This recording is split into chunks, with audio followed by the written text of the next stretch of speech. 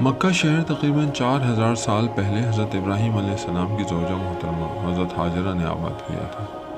یہی شہر بعد میں رسول اللہ صلی اللہ علیہ وسلم کا وطن ہوا۔ حضرت ابراہیم علیہ السلام کے زمانے میں یہ ایک ایسا علاقہ تھا جہاں دور دور تک نہ کہیں آبادی تھی، نہ پانی اور نہ سبزے کا نشان، مگر اللہ تعالیٰ کو اس زمین کا مرتبہ ساری دنیا سے بڑھانا تھا۔ اس لیے اللہ تعالیٰ نے جب اس زمین کو آباد کرنے کا ارادہ کیا تو اس نے اپنے نبی حضرت ابراہیم علیہ السلام کو حکم دیا کہ اپنی بیوی اور دودھ پیتے بچے حضرت اسماعیل علیہ السلام کو اس میدان میں پہنچا دیں۔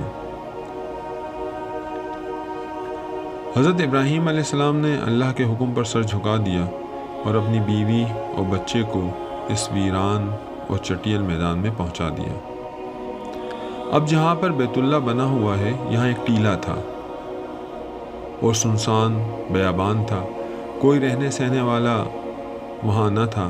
یہاں پہنچ کر ماں بیٹے کو بٹھا کر پاس تھوڑی سی کھجوریں اور مشکیزہ پانی کا رکھ کر آپ چلے گئے۔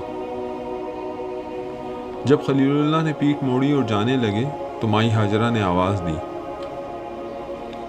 اے ابراہیم، ہمیں اس دہشت و وحشت والے بیابان میں یکو تنہا چھوڑ کر جہاں ہمارا کوئی مونس و ہمدم نہیں، آپ کہاں تشریف لے جا رہے ہیں؟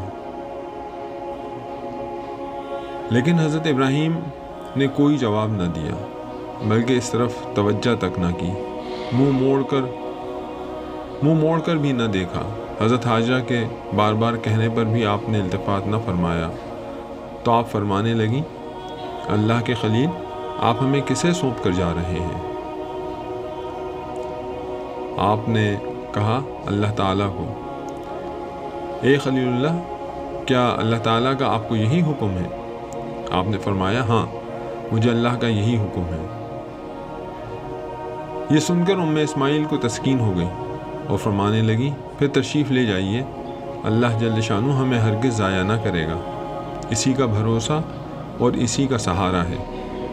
حضرت ہاجرہ لوٹ گئی اور اپنے کلیجے کی ٹھنڈک، اپنی آنکھوں کے نور ابن نبی اللہ کو گود میں لے کر اس سنسان بیابان میں اس ہو کے عالم میں لاچار اور مجبور ہو کر بیٹھ رہی۔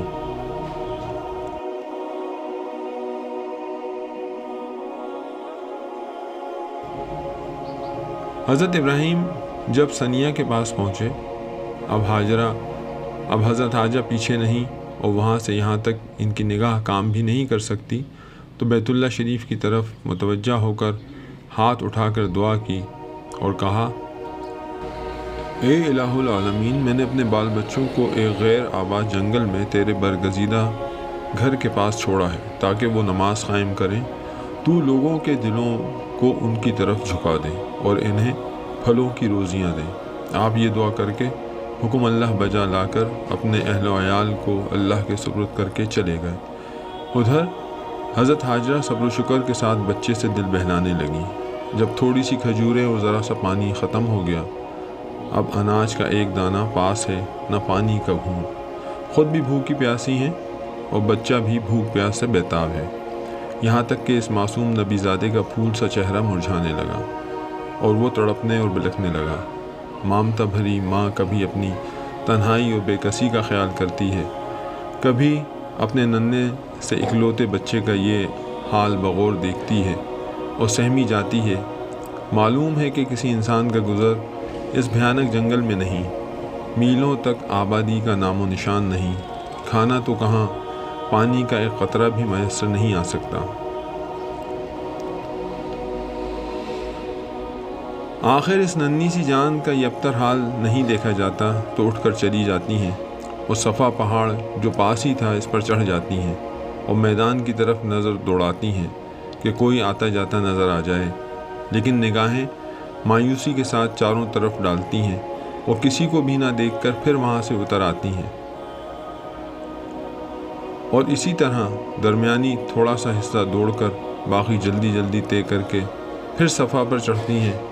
اسی طرح 7 مرتبہ کرتی ہیں، ہر بار آ کر بچے کو دیکھ جاتی ہیں۔ اس کی حالت ساتھ بساتھ بگڑتی جا رہی ہے۔